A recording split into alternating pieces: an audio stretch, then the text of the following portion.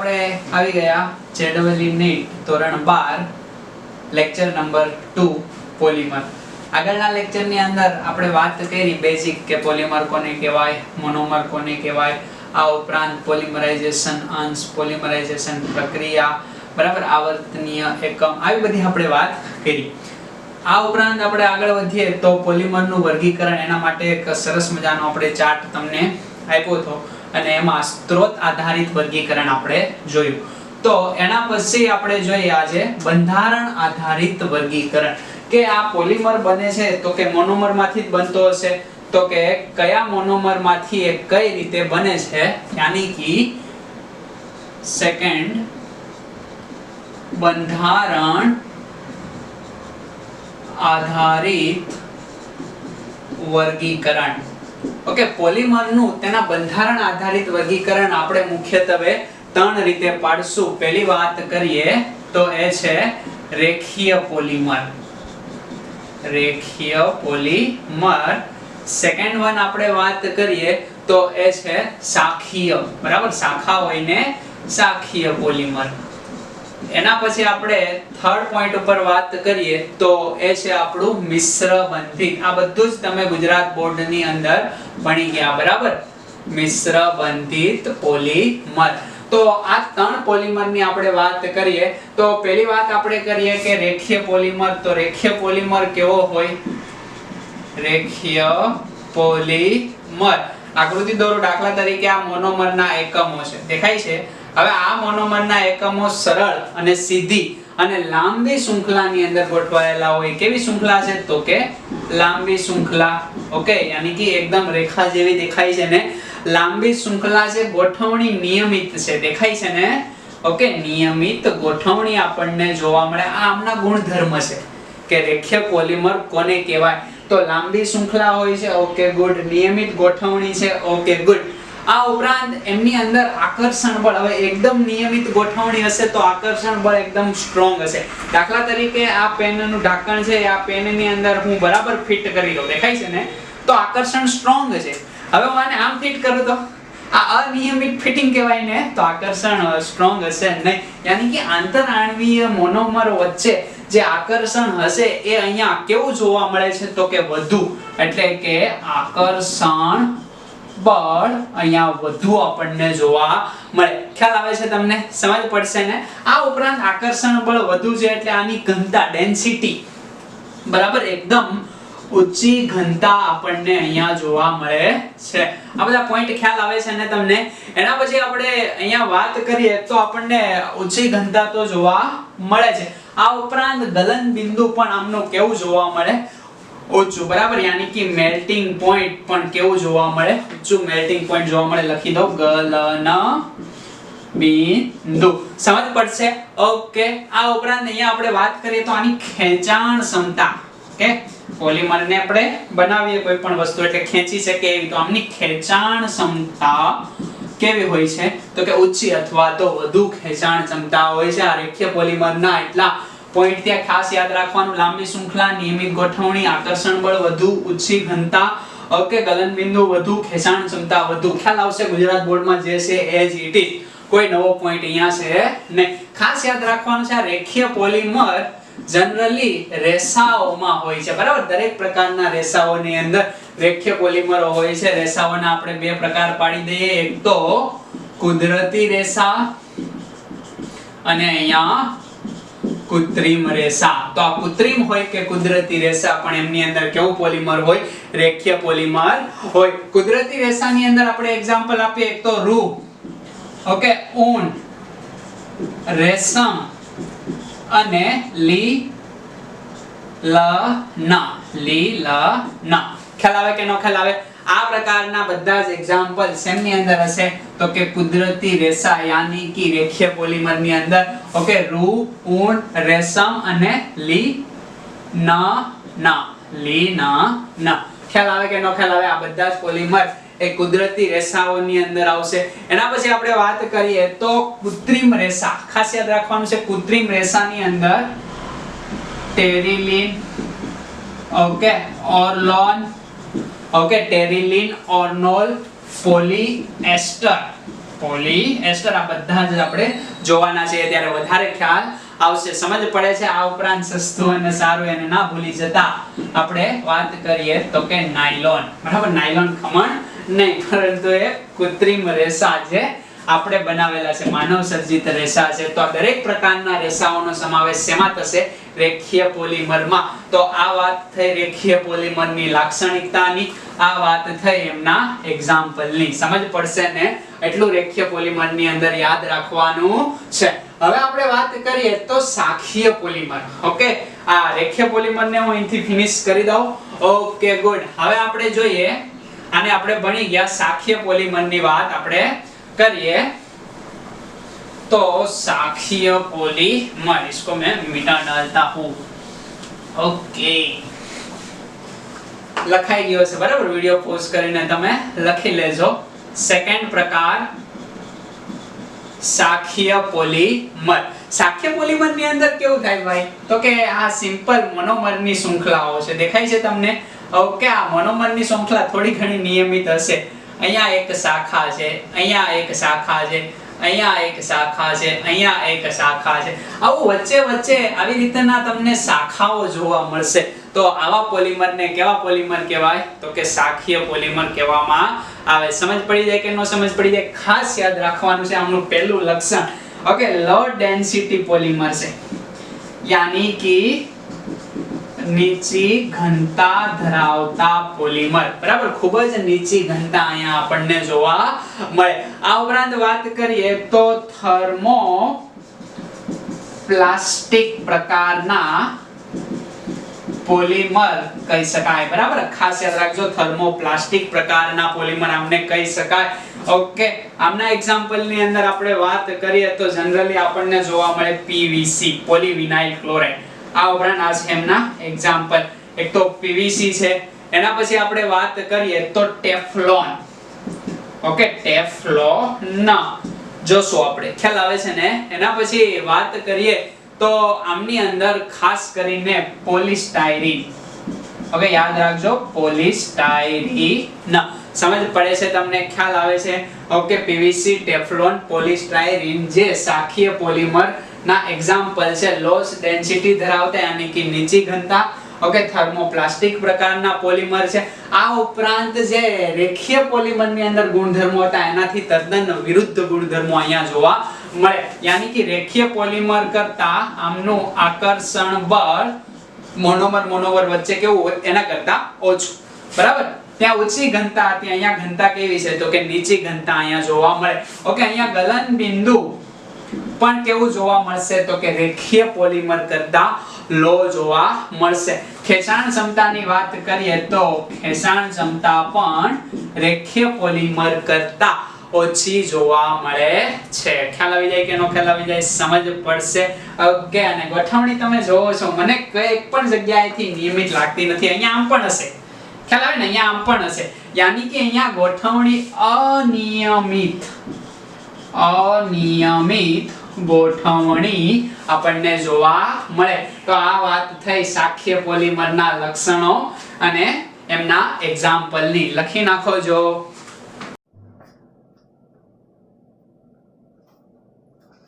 તો હવે આપણે વાત કરીએ ત્રીજો પ્રકાર. બરાબર, બંધારણીય આધારિત વર્ગીકરણનો મિશ્ર બંધિત પોલિમર.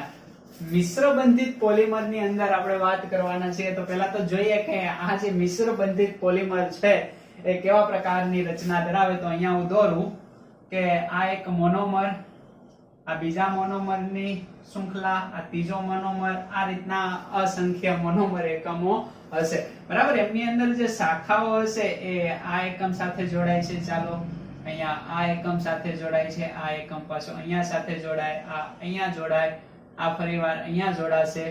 આ પ્રકારની ગોઠવણી આપણને જોવા મળે. યાની કે આ ગોઠવણી તમને કેવી જોવા મળે? અનિયમિત ગોઠવણી. અને ફરતી કોરથી જોશો બરાબર તો એ 3D ની અંદર આપણને જોવા મળશે. યાની કે ત્રિપરિમાણીય માળખું આને કહેવાય. કયું? તો કે 3D મોડેલ ની અંદર જોવા મળશે, જેને આપણે કહેશું ત્રિપરિમાણીય માળખું આપણને જોવા મળે, જેમાં મોનોમર મોનોમર વચ્ચે સહસંયોજક બંધ હોય, બરાબર. સહસંયોજક બંધનથી હર એક મોનોમર જોડાયેલા હોય અને જાળીદાર રચના, બરાબર, જાળીદાર રચના આપણને માલુમ પડે અને ત્રિપરિમાણીય માળખું હોય, ખ્યાલ આવશે, સમજ પડશે. ઓકે. આ ઉપરાંત આમના આપણે ગુણધર્મ જોઈએ તો ખાસ યાદ રાખવાનું છે, તે ખૂબ જ સખત અને બરડ હોય છે, બરાબર. સખત અને બરડ હોય છે. બરડ ખ્યાલ છે ને, ચોકનો ટુકડો લઈએ તો પેન છે, ચોકનો ટુકડો આપણે કેવી રીતના બટકી જાય એવી રીતના બરડ અને સખત હોય છે. આ ઉપરાંત એ ઉચ્ચ ઘનતા ધરાવે છે. ઘનતા કેવી એમની હોય છે તો કે એકદમ ઉચ્ચ ઘનતા આપણને અહીંયા મિશ્ર બંધિત પોલિમરની જોવા મળે છે. તો આ વાત થઈ બંધારણ આધારિત પોલિમરના ત્રીજા પ્રકારની મિશ્ર બંધિત પોલિમર. એમના એક્ઝામ્પલ જોઈએ. ઓકે, એક્ઝામ્પલ તો પેલું એક્ઝામ્પલ છે મેલેમાઇન અને સેકન્ડ એક્ઝામ્પલ છે બેકેલાઇટ. આજે મેલેમાઇન છે એ મેલેમાઇન ફોર્માલ્ડિહાઇડ અને આ જે બેકેલાઇટ છે એ બેકેલાઇટ. ઓકે, બેકેલાઇટ ની જગ્યાએ આપણે લખશું ફિનોલ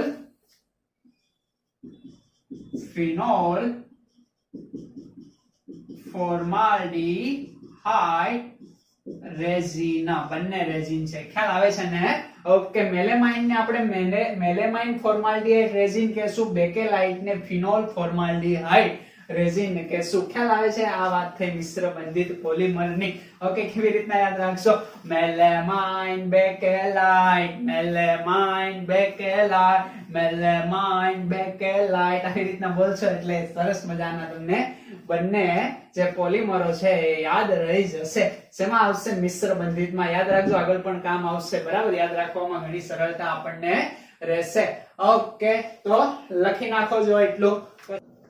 તો નેક્સ્ટ ત્રીજું પ્રકારનું આપણે વર્ગીકરણ જોઈએ. તો ત્રીજા પ્રકારનું વર્ગીકરણ છે આણ્વીય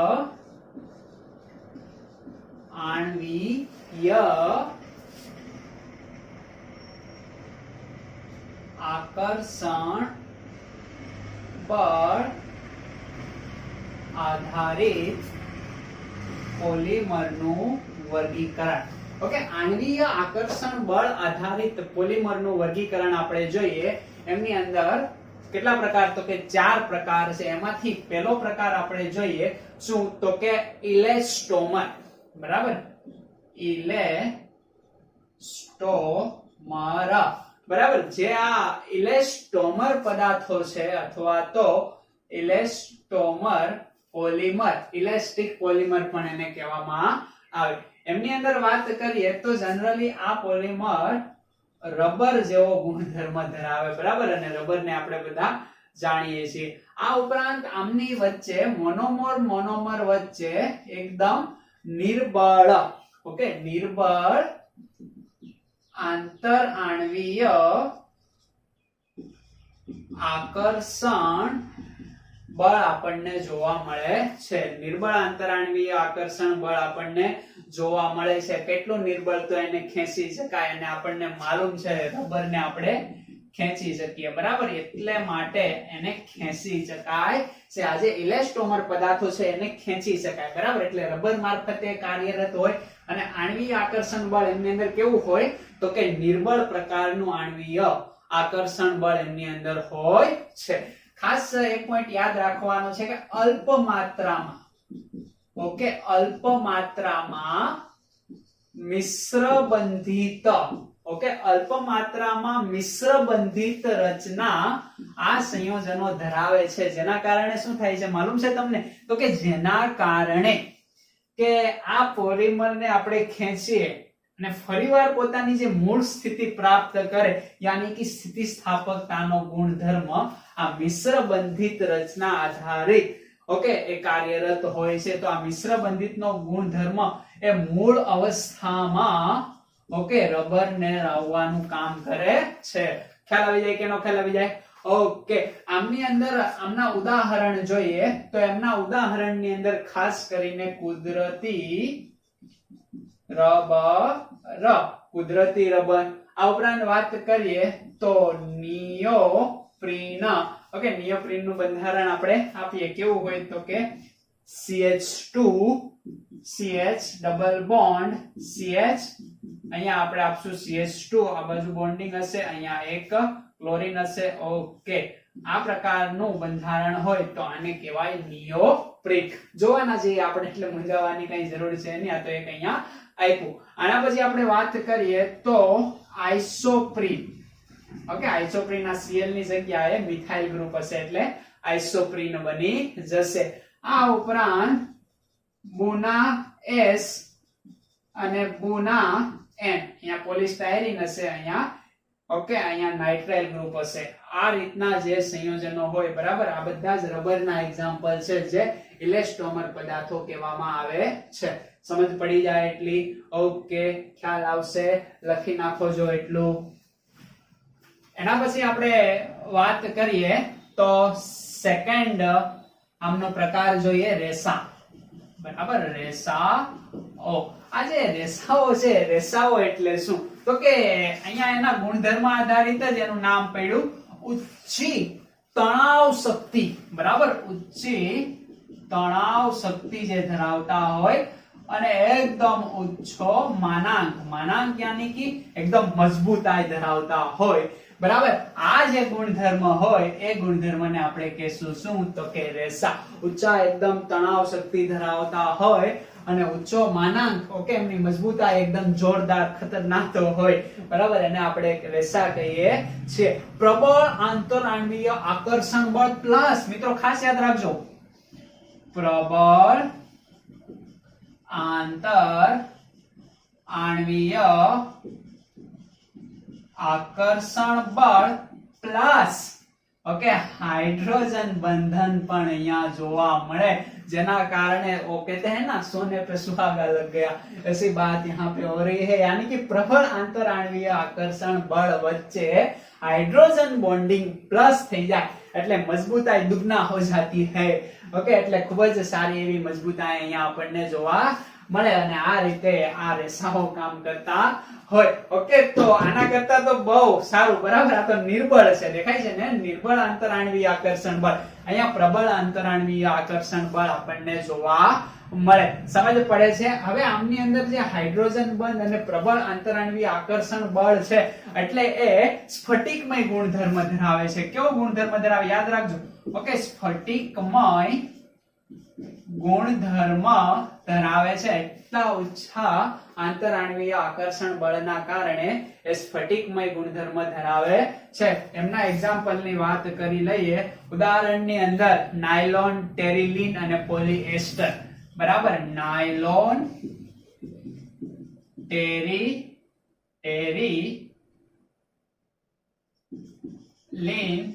અને પોલિએસ્ટર, આ જે સંયોજનો છે, બરાબર, સોરી, આ જે પોલિમર પદાર્થો છે એ રેસાઓની અંદર સમાવિષ્ટ થાય છે। ખ્યાલ આવી જાય કે નો ખ્યાલ આવી જાય, સમજ પડશે તો આ વાત થઈ રેસાની।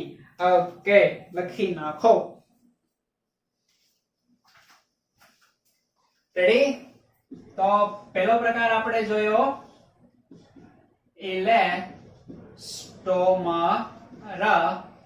સેકન્ડ આપણે જોયો શું તો કે રેસા, થર્ડ આપણે જોઈએ થર્મોપ્લાસ્ટિક। શું જોશું તો કે થર્મોપ્લાસ્ટિક। થર્મો એટલે તાપમાન આપવું, હીટ આપવી, અને પ્લાસ્ટિક એટલે પ્લાસ્ટિક, એ તો આપણે જાણીએ છીએ, હળહળતો પ્રશ્ન છે પ્લાસ્ટિક। ઓકે, પણ બહુ પ્લાસ્ટિકની ઉપયોગિતા પણ ખતરનાક છે, એ તમે જાણો છો। તો અહીંયા હવે આપણે વાત કરવાના છીએ આ પ્લાસ્ટિકની ત્રીજા પ્રકારના પોલિમરની, બરાબર। રેડિંગ આપો અહીંયા 3 થર્મોપ્લાસ્ટિક। આ જે થર્મોપ્લાસ્ટિક છે એ લાંબી શૃંખલાયુક્ત, બરાબર, લાંબી શૃંખલાયુક્ત પોલિમર છે। એમાં થોડેક અંશે શાખાઓ પણ જોવા મળે, એટલે કહી શકાય કે લાંબી ઓકે શૃંખલાયુક્ત પોલિમર ઓકે પેલું ગીત યાદ આવી ગયું લોંબા લોંબા ઓકે ઓલું ગેંડા પુલ વાળું યસ કે લાંબી શૃંખલા યુક્ત પોલિમર અહીંયા અમને કહેવાય છે અને થોડાક અંશે ઓકે થોડાક અંશે શાખાઓ પણ હોય છે ઓકે લાંબી શૃંખલા યુક્ત પોલિમર છે થોડીક અંશે એમની અંદર શાખાઓ પણ જોવા મળે અહીંયા મિત્રો ખાસ યાદ રાખજો કે થર્મો યાની કે ઊંચા તાપમાને એ નરમ બને છે અને પોતાના બંધારણની અંદર ફેરફાર કરે છે તો એના પછીનો પોઈન્ટ કે ઊંચા તાપમાને ઓકે કેવી બને છે નરમ ઓકે અને નીચા તાપમાને ખ્યાલ આવે છે ને સખત બને છે બરાબર એટલે નીચા તાપમાને સખત અને તાપમાન જેમ જેમ ઇન્ક્રીઝ કરતા જાવ એમ નરમ બનતું જાય પ્લાસ્ટિક ને ગરમ કરો કેવું નરમ બની જાય છે બરાબર ડોલ હોય અને ડોલ ને ગરમ કરો અને નરમ બની જાય એટલે પોતાના બંધારણની અંદર પણ શું તો કે ફેરફાર કરે બંધારણમાં ફેરફાર કરે છે ખ્યાલ આવે છે ને ઓકે આ પેન છે આ પેન ને હું ગરમ કરું પ્લાસ્ટિક ની બનેલી છે હવે પછી પેન નહીં દેખાય તમને એ પોતાના બંધારણમાં ફેરફાર કરી દે બરાબર આનું કંઈક અનિયમિત આકારનું બીજું બની જશે એટલે બંધારણમાં ફેરફાર કરે હવે આને હું ઠંડી પાડી દઉં પાછી મૂળ સ્થિતિમાં તો કંઈક નવું જ બની ગયેલું જોવા મળશે એ કેવું હશે સખત હશે ખ્યાલ આવે છે ને ઓકે ગુડ આ લક્ષણો આમની અંદર જોવા મળે હવે આ જે થર્મોપ્લાસ્ટિક છે એમના આંતરઆણ્વીય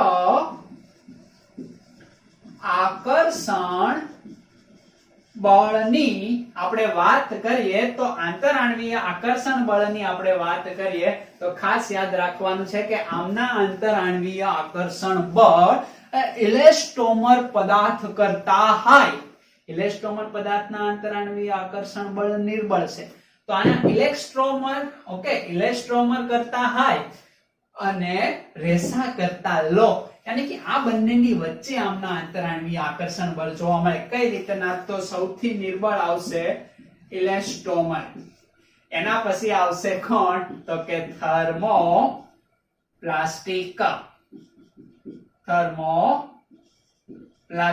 અને એના પછી આવશે કોણ તો કે રેસા ઓકે અહીંયા આંતરઆણ્વીય આકર્ષણ બળ પ્રબળ હોય પ્લસ હાઇડ્રોજન બોન્ડિંગ એના કરતા ઓછું આ ક્રમ આપણને જોવા મળે હવે થર્મોસેટિંગ પ્લાસ્ટિક કરતા ઓછા મજબૂત છે ખ્યાલ આવે અહીંયા પ્રશ્ન એ થાય કે આ થર્મોસેટિંગ ક્યાં તે હમણાં જ ખબર પડી જશે બરાબર પણ અહીંયા યાદ રાખો કે થર્મોસેટિંગ પોલિમર કરતા ઓછા મજબૂત હોય છે કોણ હોય છે ભાઈ થર્મોપ્લાસ્ટિક એ થર્મોસેટિંગ પોલિમર કરતા ઓછા મજબૂત હોય છે આમના એક્ઝામ્પલ ની આપણે વાત કરીએ ઉદાહરણ પીવીસી પોલીવિનાઇલ ક્લોરાઇડ કેવું હોય તો કે આવું હોય CH2 સિંગલ બોન્ડ CH ચાલો અહીંયા Cl ઓકે અહીંયા બોન્ડિંગ અને આના N ટાઈમ પોલીવિનાઇલ ક્લોરાઇડ બરાબર આને કહેવાય PVC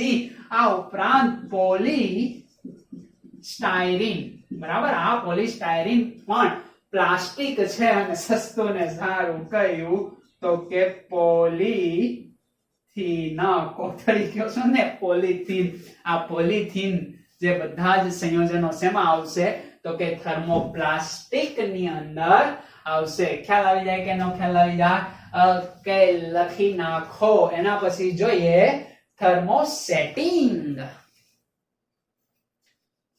રેડી તો 4 નંબરનો પ્રકાર આપણે જોઈએ થર્મોસેટિંગ બરાબર અહીંયા થર્મોસેટિંગ છે બીજું કઈ સેટિંગ નહીં તો 4 નંબરનો આપણે પ્રકાર જોઈએ તો ખાસ જોવાનું છે કે અહીંયા મિશ્ર બંધિત પ્રકારનું બંધારણ જોવા મળે છે ભાઈ અહીંયા તમે જોવો છો લાંબી શૃંખલા યુક્ત પોલિમર છે ઓકે નો ડાઉટ આ પણ છે જ ઓકે પણ થોડાક અંશે શાખાઓ હોય છે અહીંયા ઢગલાબંધ શાખાઓ હોય છે તો અહીંયા પહેલી વાત તો એ કે આ જે થર્મોસેટિંગ છે એ મિશ્ર બંધિત પ્રકારનો પોલિમર છે આ ઉપરાંત એની વાત કરીએ તો લાંબી શૃંખલા પણ અહીંયા છે અને આ લાંબી શૃંખલાની અંદર અહીંયા થોડાક અંશે થર્મોપ્લાસ્ટિક ની અંદર શાખાઓ હતી, અહીંયા વધુ શાખાઓ છે, થોડા બોડા નહીં, એકદમ ઘણી બધી શાખાઓ હશે, એકદમ ગુચ્છું જાડું હશે. ખ્યાલ આવે કે ન ખ્યાલ આવે? કારણ કે મિશ્ર બંધિત છે, તો કે આ મિશ્ર બંધિત જ છે, પણ આ કંઈક આના કરતા વધારે. ઓકે, ઊંચા તાપમાને આને ગરમ કરો એટલે નરમ બરમ કંઈ થતું નથી, યાની કે ઊંચા તાપમાનની કોઈ અસર થતી નથી. ખ્યાલ આવે છે? અને પોતાનો મૂળ આકાર ઓકે એ જાળવી રાખે છે, બરાબર, એટલે કે બંધારણમાં ફેરફાર કરતો નથી અને નરમ પણ થતા નથી. તો લખી દો અહીંયા આમના પછીનો પોઈન્ટ. ઓકે, કે ઓછા તાપમાને નરમ થતા નથી.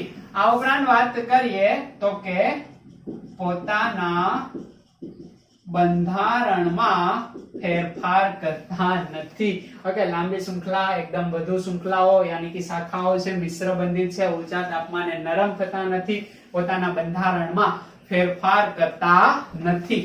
ઓકે, સખત અને એકદમ મજબૂત છે, બરાબર. આના કરતા પણ આ ઓછો મજબૂત છે, પણ આના કરતા મજબૂત છે. જો અહીંયા લખ્યું છે, બરાબર, થર્મોસેટિંગ કરતા ઓછા મજબૂત છે, એટલે આ એકદમ સખત અને મજબૂત હોય છે. ખ્યાલ આવે છે? અહીંયા ખાસ યાદ રાખવાનું છે, આ ઘસારાનો પ્રતિકાર કરે છે. ખ્યાલ આવે છે ને? ઓકે, આનું તમને એક વસ્તુ બતાવું. દાખલા તરીકે આ વસ્તુ છે, ખ્યાલ આવે છે ને? હવે આ છે, આને ઉપર આપણે ઘસી અને ક્રેસીસ ના પડે તો એને કહેવાય ઘસારાનો શું કરે છે? તો કે પ્રતિસાર કરે છે. તો આ પ્રકારના ગુણધર્મ થર્મોસેટિંગ પ્રકારના પોલિમર ની અંદર જોવા મળે. સેટિંગ કરી રાખે, ઘસારો આવવા દે નહીં. આ ઉપરાંત એ વિદ્યુત અને ઉષ્માના સખત અવાહક છે, બરાબર. એટલે કે ઇલેક્ટ્રિક સાધનો, બરાબર, તમે સ્વિચ બોર્ડ જોતા હશો, આ બોર્ડના જે મટીરીયલ હોય એ ખાસ કરીને આ મિશ્ર થર્મોસેટિંગ પ્રકારના પોલિમરના બનેલા હોય, બરાબર. એટલે એ વિદ્યુત અને ઉષ્માના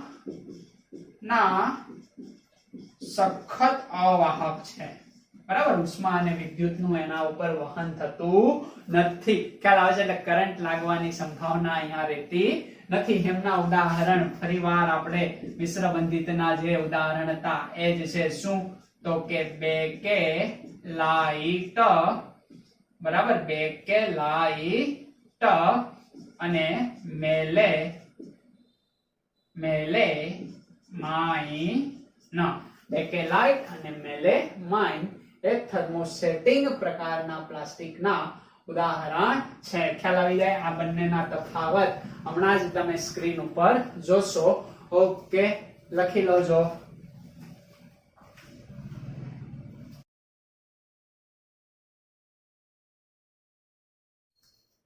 ઓકે, એક અગત્યનો પ્રકાર કેવો હોય તો પ્રકાર કશો જે એનસીઈઆરટી ની બુક ની અંદર આપેલો નથી, પણ તમારા માટે ખૂબ જ અગત્યનો રહેશે. Okay, plastic. ઓકે, પ્લાસ્ટિસાઇઝર્સ. આજે પ્લાસ્ટિસાઇઝર્સ છે, બરાબર. એટલે શું? તો કે ખાસ યાદ રાખવાનું છે, ઉચ્ચ ગલન બિંદુ ધરાવતા એસ્ટર અને હેલો આલ્કેન યુક્ત સંયોજનો, યાની કે ઊંચા ગલન બિંદુ કીધું હોય તો ઉત્કલન બિંદુ યાદ રાખજો, બરાબર. ઊંચા ઉત્કલન બિંદુ ધરાવતા એસ્ટર અથવા હેલો આલ્કેન યુક્ત સંયોજનો. ઓકે, યાદ રાખવાનું છે, પ્લાસ્ટિસાઇઝર્સ એટલે શું? તો કે ઊંચા ઉત્કલન બિંદુ ધરાવતા એસ્ટર અથવા હેલો આલ્કેન યુક્ત સંયોજનો. ખ્યાલ આવે છે? આનું કામ શું છે? તો કે કોઈ પણ પ્લાસ્ટિક હશે, બરાબર, યાની કે પોલિમર હશે, એને નરમ કરીને એના ગલન બિંદુની અંદર ઘટાડો કરશે. ઓકે, તો એ તો નરમ કરે છે અને નરમ કરીને મેલ્ટિંગ પોઈન્ટ યાની કે ગલન બિંદુમાં શું કરે છે? તો કે ઘટાડો કરે છે. કોના? તો કે પોલિમર પદાર્થોના.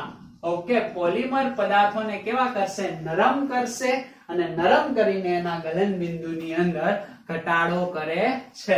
પણ અહીંયા તમે યાદ રાખો કે તમને પ્રશ્ન થાય અથવા તો MCQS પૂછે કે થર્મોસેટિંગ ને નરમ બનાવવા માટે તમે શું કરશો? ઓકે, હવે જો થર્મોસેટિંગ હોય એ નરમ બની જાય તો એ થર્મોપ્લાસ્ટિક બની જશે. આવો પ્રશ્ન તમને પૂછે તો તમે અહીંયા આ સમજી ગયેલા હોય તો આ પાડી દો. પણ ખાસ યાદ રાખવાનું છે કે થર્મોસેટિંગ ને આપણે પ્લાસ્ટિસાઇઝર, થર્મોસેટિંગ ની અંદર પ્લાસ્ટિસાઇઝર એડ કરીએ તો એ નરમ તો બને પણ એ થર્મોપ્લાસ્ટિક બનતા નથી. બરાબર, થર્મોપ્લાસ્ટિક બનતા નથી. ઓકે, થર્મોસેટિંગ ઉપર પ્લાસ્ટિસાઇઝર એપ્લાય કરીએ તો એ શું બને છે? માત્ર અને માત્ર એમની અંદર નરમાઈ શું આવશે? તો કે નરમાઈ આવશે, નરમ બનશે, બટ થર્મોપ્લાસ્ટિક બનશે ને. એટલે આ પોઈન્ટ એક યાદ રાખવાનો છે. ખ્યાલ આવે છે? આમના હું તમને એક્ઝામ્પલ આપું, ઉદાહરણ. બરાબર, તો પોલિથીન. ઓકે, પોલિથીન ની અંદર જે મીણ ઉમેરવામાં આવે, બરાબર, જેને વેક્સ કહો છો ને, આ મીણ છે એ ખાસ યાદ રાખવાનું છે. એ છે આપણો પ્લાસ્ટિસાઇઝર્સ. બરાબર, આ જે મીણ છે એ આપણો રહેશે પ્લાસ્ટિસાઇઝર્સ.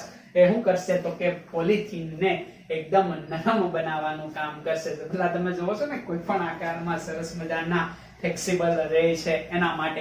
ખ્યાલ આવે છે? આ ઉપરાંત આપને પીવીસી કા નામ તો સુના ही होगा, પોલીવિનાઇલ ક્લોરાઇડ, કે જે એકદમ સખત કાચ જેવું હોય. બરાબર, કાચ જેવું સખત પોલિમર છે. પોલિમર એકદમ કાચ સળકાટ મારતું સખત પોલિમર, પીવીસી ની પાઇપ આવે ને એના જેવું. ખ્યાલ આવે છે? પણ આને આપણે નરમ રબર જેવું બનાવવું હોય, આને આપણે કેવું બનાવવું છે? તો કે રબર જેવું નરમ. બરાબર, રબર જેવું કેવું બનાવવું છે આપણે? તો કે નરમ બનાવવું છે. તો એમના ઉપર શું એપ્લાય કરવું પડે?